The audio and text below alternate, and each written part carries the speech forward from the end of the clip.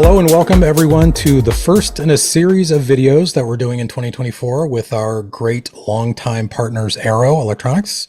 We're going to be covering a series of topics ranging from AI to governance to implementation to best practices, a lot of it focused around IBM Fusion and OpenShift. I'm very pleased to be joined in our inaugural episode today by Christian Palander. Christian is the pre-sales manager for Arrow in Sweden and also Arrow's AI Lab General, which is my favorite new title, which we'll talk about. And he's here today to give us kind of an overview of Arrow's point of view on AI. Of course, we all know coming out of last year and going into this year that AI is the top subject in everyone's mind. It's kind of the new big trend in the industry with the, bursting onto the scene of ChatGPT a couple of years ago. Generative AI is now sort of flooding the market and flooding the zone. IBM, of course, has Watson X and a lot of offerings in this space. And of course, we work very closely with Arrow. So Christian, thanks very much for taking the time today. I appreciate it. So let me start with a couple of questions around the kinds of discussions you're having with your partners and your customers, your constituents. Specifically, a lot of the customers I talk to are kind of experiencing what we refer to as sort of AI FOMO. They feel like everybody is doing AI and they're not. So they feel like they're missing out and they don't really know how to begin. So what's your kind of take on that overarching issue? Yeah, I usually start with letting the audience ask them to take a big, deep breath and exhale and feel the stress leaving them, because there's a big difference between the cloud-based AIs and the on-prem AIs, and most of what we talk in an enterprise business is actually not going to be the cloud-based. It's going to be the on-prem. And if you look at the hype curves, the cloud is it's on the top, even on the hype curve, in the top of the hype curve, but moving probably a little bit over the top, but on-prem it's still in the early way. We're still just seeing a sort of an upgoing movement there. So we're on-prem is actually a learning phase still, and it's not the same thing. But everyone talks about the cloud-based, the GPTs, the generative AI, all the risks and benefits of doing that. But well, you're not alone. All the partners and even most of the vendors actually don't have a good solution yet for on-prem. They're talking about doing adaptations of kind of the closed source models on the cloud side instead of looking at the foundation models and open source models on the on-prem side. And we can only talk about, we want all as a distributor talk about what our vendors actually have that we can sell, and that's not closed source cloud-based, right? It's the open source foundation models or your own train models on-prem. Mm-hmm. So the conversation usually starts with if we can have them at that level, get the discussion with the partners, because the partners, the resellers, the service providers, and the system integrators that mostly are our customers, they're not really there yet. They are as stressed out as most of the customers are. Sure. Right? So they also want to learn, and there's no real place to do that today without just reading what everyone else is saying. And a lot of people like what they putting up on the social media, whatever. They're telling a story they want other people to hear, which might not be the truth, right? Right. So a common neutral ground is something that we want to have be able to deliver to our partners and their end customers, right? Yeah, and I think our approach is very much the same. We see this as kind of a maturity process where customers or people who are experimenting with AI are going from the sort of Wild West to a more structured, curated, controlled environment. And there's a lot of issues around governance and explainability and Oh legal yeah. exposure, which we'll talk more about. So Hmm. that's where IBM I think is really targeting a lot of energy around building these curated models that are industry specific in some cases Yeah. and Yeah. being able to leverage them for real workloads. And I know you guys are working hand in glove with us on that as well. Yeah, and I think just what you said right now is something we discussed just last week, and that is that in the EU there's a new legislation around which called the AI Act, which is regulatory and compliance around how to use and sell, not just use but also sell, resell, Right. transport. There's all the levels of working with the models that introduce some kind of risk for life or liberties, right? Yeah. And then that also implies there's also it's also going to be not adapted, but it's even okay. Let's say this: you already have a model, right? You have trained the model. You've been using it for years. It has some implications to life or liberties. Hmm. It's classified as a high risk model by the AI Act, right? By the compliance rule. You still need to certify that after the fact. So what's going to happen probably now is that a lot of companies that have done their own trained models it's easier and cheaper for them to go out on the market and buy new models than certify their existing ones. That's a very interesting part of the legislation that we also need to be able to have a conversation about, because you might be an early adopter with models, not foundation, but your own models. And now you need to go somewhere, buy a curated model from someone that can guarantee and show you and the whole trace. You can trace all the way back what it's trained for and what the risks are, so you can certify it, so you will be compliant. But I'm off in a tangent now. So, but that's an interesting part of what's happening. Which is not like technology. It's just to be compliant. Yeah. Yeah. So let's talk a little bit about specifically kind of let's shift to a little bit more tactical focus and Hmm. talk a little bit about the things that Arrow, that you and your cohorts are doing to enable and assist and equip your partners to tell this story in the most effective way and to make sure they're able to kind of meet that demand. So you've got a lab now that you're Yeah, developed, right? yeah, yeah. Tell me a little bit about the process or the thought process behind that and Right. kind of what it involves. So it started off a couple of years ago when I got hold of a data scientist and actually employed her. I got it into the team, in my technical team, and that was mid-COVID. So it was a lot of WebExes and a lot of internet-based social media posts and stuff. We did a lot of training of our partners for at least 2 years. But that was more on the technical, the theoretical side. What is AI? What is a machine learning model? Was it a deep learning model? What it is, right? It wasn't really saleable, right? You can't sell it, right? Kind of building the foundation. Yeah, kind of, but I think we left most of our resellers more confused than before anyway. So what happened was we lost her to Red Hat, and we we revamped our whole idea about how to do this, and went into more like, what kind of vendors do we have? What kind of products do they have? What can we sell? What can we make money on today with whatever vendors and products we have? And start pushing the whatever we have a SKU on, a part number we can use, right? And then we also transformed the whole mindset about it from a theoretical approach to a more product-based, a solution-based approach. And then immediately came into, we need to show this. We've been telling a lot for a year or two, but we need to show how to do this. We need some infrastructure. We need some, stuff to run things on. Gotta have the gear. Yeah, gotta have the gear, but we also needed software, because Mhm. it's very interesting for a very short while to have some hardware with some GPUs on, and then what? Right?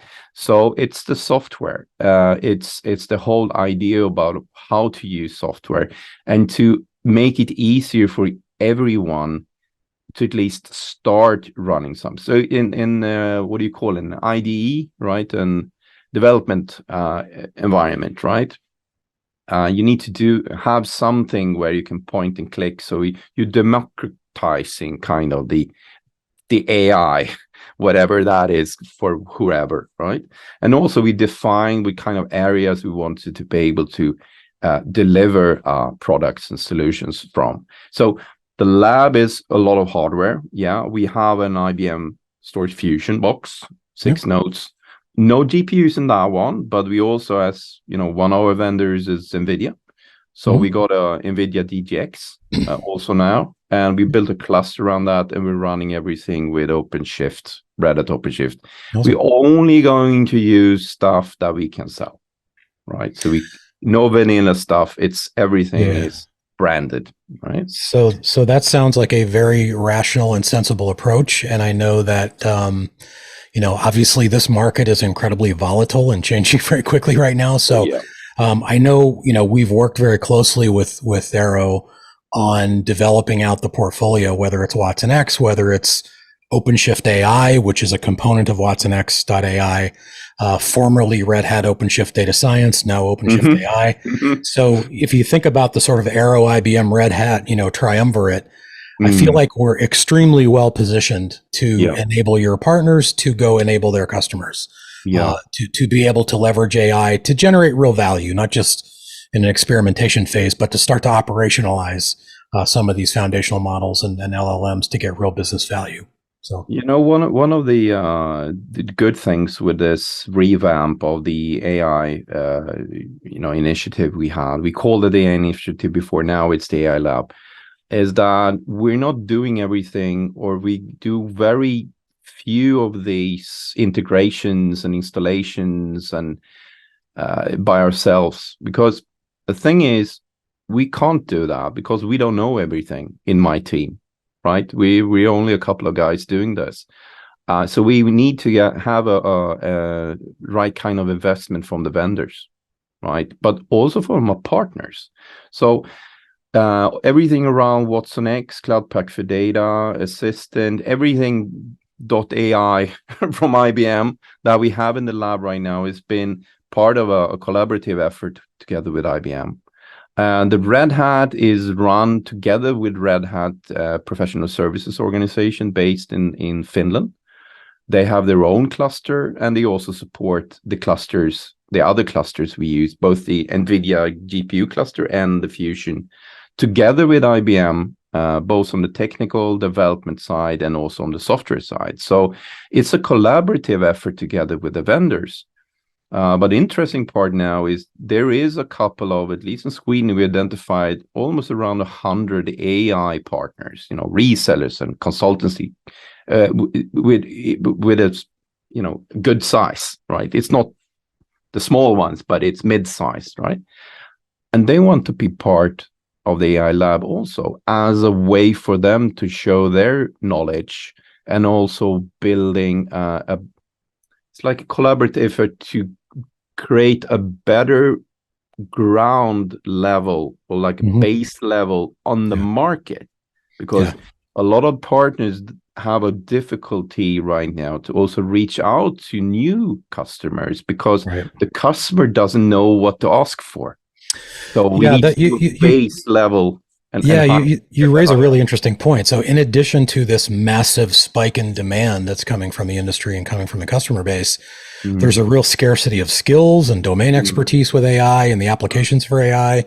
So I think the timing is really perfect for this kind of an initiative, right? As you're describing it, because it's there and available as a resource for those partners to quickly get up to speed on applications, use cases, best practices, model deployments, and be able to take that directly to their customers. So it sort of shortens the cycle in a way of getting them up to that baseline level. So hopefully it's exciting. Yeah. Well, you're very much on the right track. I mean, I think you guys are ahead of the curve in many ways, in terms of your adoption. Again, everybody's going a million miles an hour trying to figure out what to do with AI and how to adopt and leverage and, monetize it. But I think you guys have been at it for a while, right? So you've got some Yeah. history and you've got expertise, you've got the resources, and now the partnership with Red Hat and IBM is kind of coming together. So it's exciting. I think it's going to be a cool year Yeah, for that I think partnership. so too. I mean, we're defining it internally, at least in the EMEA region. We're defining 2024 as the learning year for AI. We're not really we're pretty sure we're not going to sell that much around AI this year. But it doesn't really matter because AI is here to stay, right? And there's a lot of things that are going to happen on the closed source, the cloud-based AI side that was going to create create a good ground to enhance or understand what to do on-prem, because a lot of things, and we haven't talked about this, and the reason what we define on-prem is necessary because most of what you want to train or you use your train models on is going to be private data, right? Right. It's going to be part of your IP. So Mm-hmm. you don't want to put it out anywhere, not probably Absolutely. even on a private cloud. So we Right. see as a distributor on the data center side, we also see a big turnback of sales for hardware, but Mm-hmm. it's not a lot of hardware. It's not a lot of small boxes anymore. We're seeing that, oh, you're probably going to buy something that needs heavy lifting. Right. So it's big Mm-hmm. boxes, big storage, high bandwidths, whatever, Yeah. coming back again in our order books. Right. So, Yeah. Well, it's also an interesting, there's a couple of colliding trends, right? You've got the trend of everybody trying to adopt AI more broadly and in a more, operationalized way. But at the same time, there's also this global shortage of GPUs, and they're very scarce and hard to mm, procure. So that's kind of pushing demand to the cloud because the Apex, cloud providers mm. have a lot of GPU capacity. Yeah, they Um, bought everything. So, of course, right, right. So they kind of are controlling the supply to some degree. yeah. But things like what you're doing with your lab and your environments, what we're doing, with Watson X, are kind of Mm, mitigating that to some degree. So it'll be interesting to see how that shakes out. I know we're exploring multiple avenues for GPUs. We're looking at different vendors. We're looking at different architectures. In fact, we're going to be certifying the NVIDIA L40S GPU on Fusion, which is a little bit more readily available yeah, we have form 5 of factor. them. Yeah, If you want yeah, one, so yep. no. So, we're taking steps to try to mitigate some of that supply chain constraint, Yeah, but it's going to create a very interesting environment. But again, I think although it's challenging, it bodes well for Arrow certainly, and for IBM and Red Hat as well. I think it's an opportunity for us. it is. There's also a lot of other opportunities from Reddit's perspective. Hopefully, they can run with that over this year, and that has very much to do with a big competitor that's now got bought, but with Yeah, with a other competitor. But I will also want to say one thing about we're touching on the scarcity of GPUs, and that's also part of NVIDIA is not going to be the only one going forward. No, it's AMD is coming, yep. Intel is coming. Intel, AMD. Yep. But also, if we look into a lot of these, if you look at generative AI, we're talking about large language models.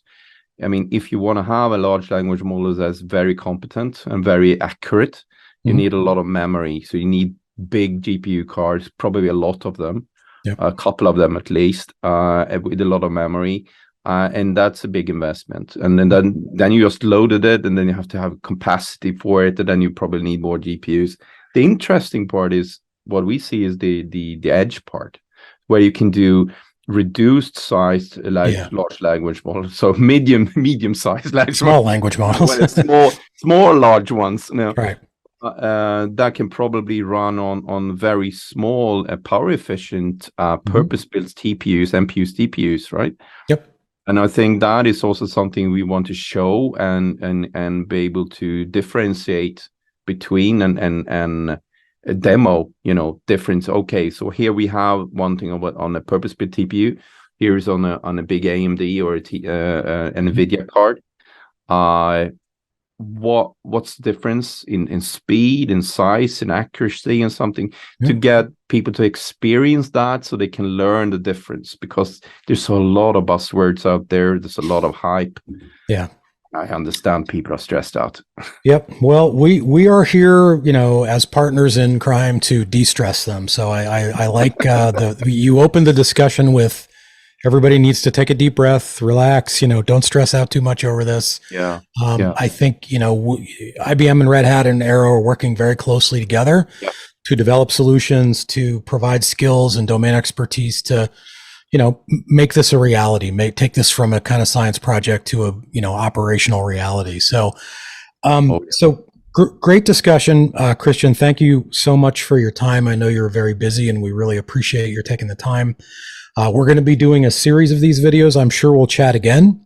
There's a lot of very interesting things. I think we could do a whole session just on EU compliance, as you mentioned. Oh yeah, that's a deep subject that we can.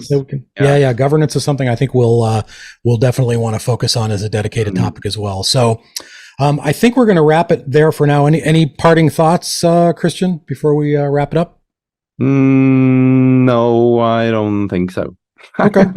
Well, this was a really, really good discussion. So again, Christian, thank you very much. Thank you for watching, everyone. If you have ideas for future topics, please let me know or let your Arrow contacts know, and we will be sure to get them into the production schedule. Thanks, everyone, for watching, and we'll see you next time. Thank you, Christian. Bye. Thank you.